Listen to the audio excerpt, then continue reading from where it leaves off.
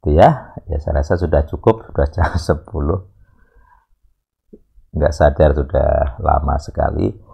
Ya, saya simpulkan, jadi ada hokmah itu ada 3 huruf utama sebagai kata dasar. Ada khat sebagai dinding pelindung. Ada kaf yang membelokkan kehendak orang. Kemudian ada mem yang tidak terselami. Jadi makanya ada lagu hikmatmu tidak terselami. Ya ini memnya ini.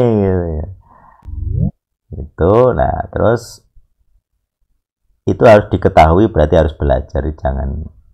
Jadi teman-teman jangan alergi belajar. Saya juga terus belajar. Saya juga rutin membuat materi. Jadi tiap kali ada tiap hari Senin kan mau nggak mau harus bikin materi. Saya harus belajar juga. Jadi siapa tahu nanti saya salah data ya, jadi kan memalukan. Jadi sebisa mungkin saya langsung membaca data dari kamus. Kalau buku ya dari buku. Tapi jangan selalu dari kamus ya, biar mentah saja. Jadi kalau mentah dari kamus, ya segitu mentahnya datanya. Sinyalnya mati nyala. Oke bang, ini bang Jim atau bukan? Ya, jadi belajarlah. Tentu teman-teman sibuk dengan ya. Kalau saya kan full time ya, jadi banyak waktu. Saya dulu sebelum full time ya memang banyak waktu memaksa diri ya. Bayangkan saya dulu mengcopy kitab itu ya, MILT ya, dari Sober Sabda. Satu paragraf sampai jadi sekarang utuh hari kejadian sampai wahyu itu butuh berapa lama. Terus saya ya sekarang sudah puji Tuhan sudah jadi kita punya 2 orang penerjemah. Saya pantau tiap hari, kalau mereka tanya langsung saya jawab. Kami diskusi tentang etimologi secara khusus ya. Kalau tentang grammar Indonesia sudah ada sendiri karena salah satunya editor, jadi pintar tentang bahasa Indonesia, lulusan bahasa Indonesia juga. Jadi saya malah belajar ke dia kalau editor. Saya dulu juga pernah jadi editor, jadi saya nggak merasa seahli dia. Dia ketat sekali dengan aturan.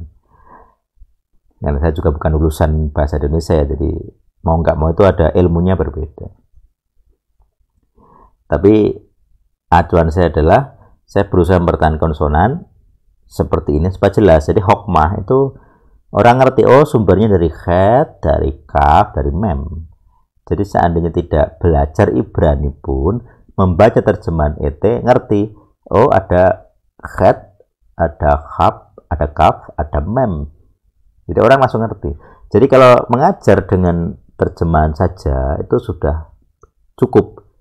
Dengan huruf Latin ya, tidak harus dengan huruf Ibrani, udah bisa. Oh itu ada khat, ada kaf, dijelaskan langsung bisa. Itu saya harapkan nanti terjemahan El Sadik bisa seperti itu. Nanti silakan teman-teman bisa, kalau mau ya, ini saya selalu menekankan free will, kehendak bebas. Harus dengan kemauan sendiri. Karena itu bagian dari predestinasi, kalau teman-teman mengingat materinya. Predestinasi dibuktikan dengan kehendak bebasmu. Jangan ikut ala reform atau karismatik, buang aja keduanya. Kita ikut cara El Sadik. Predestinasi itu sesuai dengan dibuktikan dengan kehendak bebasmu. Saya predestinasi mendirikan El Sadik gitu. Dibuktikan dengan apa? Ya saya mau mendirikan. Itu tidak mudah. Saya harus mengalami kaf tadi, bending kehendak bebas. Jadi silakan membantu. Kalau nggak harus di proyek ini sih terserah. Ada banyak proyek di El Sadik. Terserah bantu yang mana. Mau bantu doa keliling ya saya senang.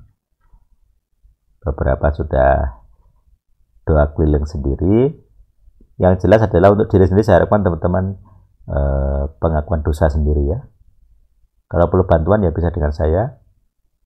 Nanti saya kasih draftnya, tinggal diakui sendiri. Konsepnya kita penyucian ya, kita pengakuan dosa artinya dalam hati kita mengakui orang berdosa. Tidak usah sombong, jadi tidak usah merasa diri sudah suci. Kalau merasa diri sudah suci, pergi ke tempat angker. Nanti kalau kamu takut berarti masih kotor ya. Kalau kamu masih kecelakaan, kotor ya. Kalau benda-benda masih rusak, kotor gitu. Cara ngetesnya gitu, ketemu setan gitu. Nanti kalau setan nggak nyentuh kamu baru 100% gitu ya. Kalau masih ada sedikit, entah kamu sakit, kamu pusing, kamu kecelakaan gitu. Wah, berarti masih kurang. Powermu masih kurang. Jadi saya ngetesnya diri saya begitu.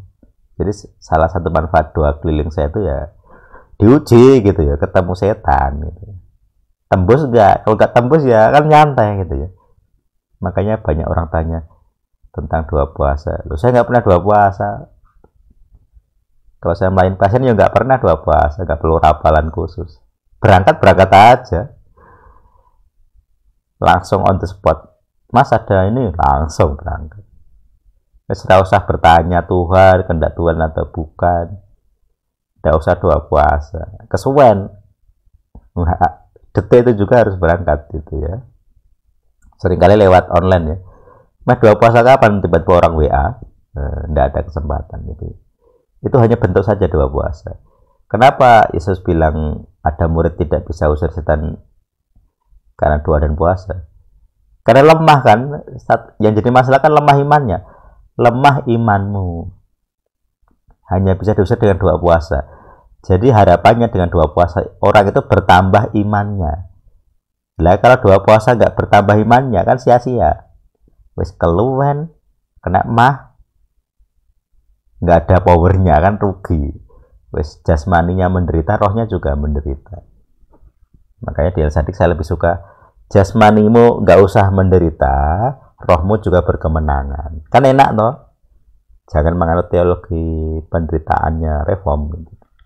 Sudah menderita masih bodoh juga. Wis bodoh kalahan itu.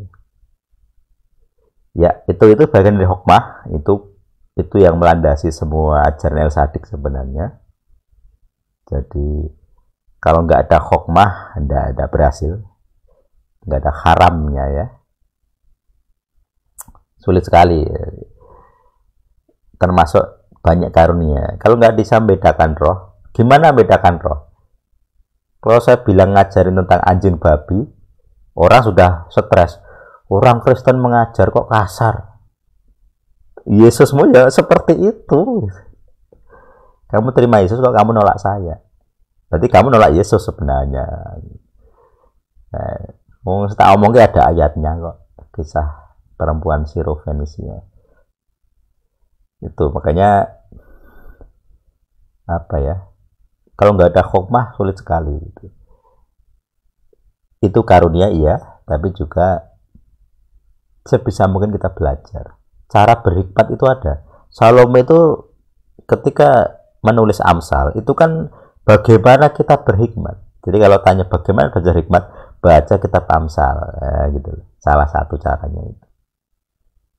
Baca kitab Amsal, belajar Ibrani kuno etimologinya, nanti ngerti. Kamu bisa bedakan ajaran KW dan asli, ngerti. Oh itu terjemahan. Kayak dulu saya bahas Lucifer.